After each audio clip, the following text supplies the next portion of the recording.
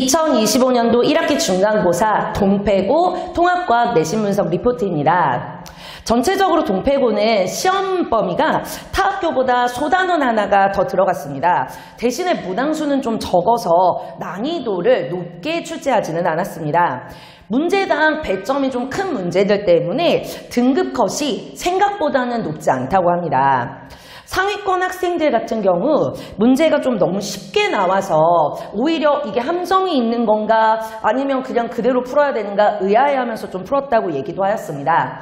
선택지의 문장이 좀 길지 않다 보니까 문제 푸는 시간 또한 오래 걸리지 않았다고 합니다. 기말고사는 오히려 타 학교에 비해서 좀 범위가 좁아지고 등급을 좀 나눠야 하다 보니까 난이도가 이번 중간고사보다는 좀 더 높아질 것으로 예상이 됩니다. 동패고의 대표 문항을 보면 화학 같은 경우는 15번, 16번 문항만 좀 주어진 정보를 이용해서 어떤 원자인지 찾고 그리고 이제 나머지 선지를 풀어나갈 수 있는 응용력이 필요하고 나머지 문제 같은 경우에는 전부 기본 내용, 지식을 얼마나 정확하게 암기하고 있는지의 문제입니다. 실험 문제들 같은 경우에도 원소의 특징을 이제 판단할 수 있는 기초 실험 내용들이 들어가 있는 문제였습니다.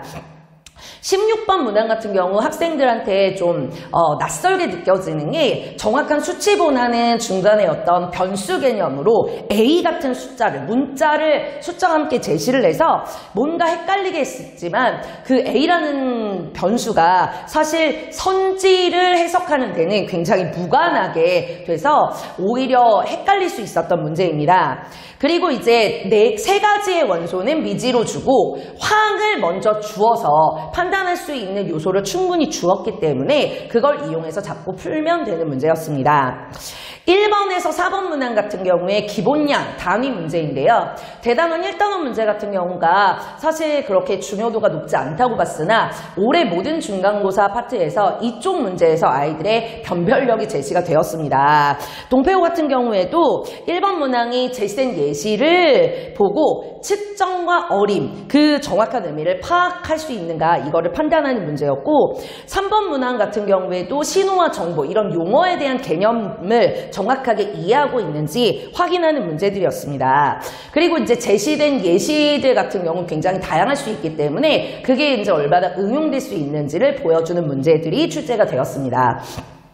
4번 문항 같은 경우에 정확한 기본량을 이제 파악하는 문제인데 7가지 기본량과 그에 해당하는 7가지 이제 또 기본 단위가 나옵니다. 근데 이제 문제는 길이에 대한 예시가 표에 2개로 주어져서 학생들이 각 기본량을 하나씩 찾으려고 하다 보니까 오히려 헷갈려서 틀렸다고 합니다. 그걸 간과하시는 이제 학생들이 굉장히 많았고요.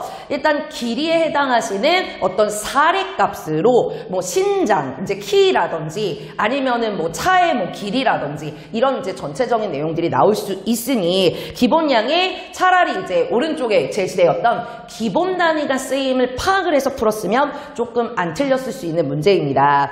그리고 이제 유도량 같은 경우 굉장히 다양하게 제시되는데요. 그 유도량을 정확히 배제할 수 있어야 오히려 답이 나오는 문제들이었습니다. 이게 이제 정확하게 누구누구가 유도량이고 누구누구가 기본량인지 파악하라가 아니라 기본량의 개수를 찾는 문제였기 때문에 조금 오히려 놓치는 부분이 있었다라고 합니다.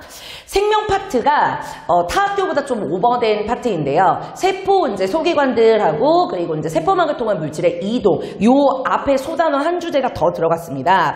23번의 그 문항의 선지에서 요 이제 생명 쪽 파트의 내용이 어렵게 나온 거는 아니지만 앞에 생명체를 구성하고 있는 물질 요거랑 연계돼서 제시된 이제 선지들이 출제가 되었습니다. 그래서 이제 배운 단원들을 좀 복합적으로 연결할 수 있는지 그것을 판단할 수 있는 요소 문제들이 기말고사에도 출제될 것으로 예상되고 생명 파트 같은 경우가 앞에 소단원 하나를 했지만 뒤에 단원들이랑도 충분히 연결되는 파트이기 때문에 잊지 않고 한번 복습을 해야 될 것으로 생각이 됩니다. 격려 많이 부탁드립니다.